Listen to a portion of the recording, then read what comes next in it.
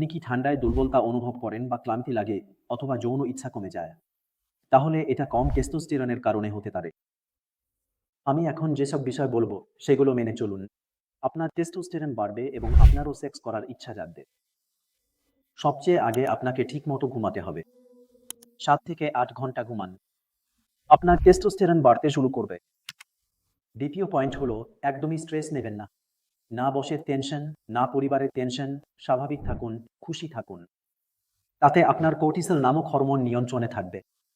ওটা বেশি বাড়বে না এবং যখন কর্টিসল স্বাভাবিক থাকবে, বাড়বে না, তখন আপনার টেস্টোস্টেরন বাড়তে শুরু করবে। সাথে আপনাকে ব্যায়াম করতে হবে।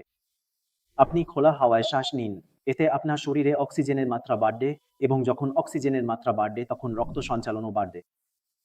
এর ফলে আপনার টেস্টোস্টেরন বাড়বে। এইসবের পাশাপাশি অ্যালকোহল, ধূমপান, ফাস্ট ফুড এইসব জিনিস বন্ধ করে দিন। একদমই খাবেন না। এগুলো ছাড়া যদি কিছু খেতে হয়, তাহলে সেটা হতে হবে স্বাস্থ্যকর ডায়েট। আপনি প্রোটিন নিন, ভিটামিন নিন, সাথে কার্বোহাইড্রেটও নিতে পারেন। এইসব কিছু নিয়মিত নিলে আপনার টেস্টোস্টেরন বাড়বে এবং শীতকালেও আপনি খুশি অনুভব করবেন, কম ক্লান্তি লাগবে এবং যৌন মিলনের ইচ্ছাও হবে।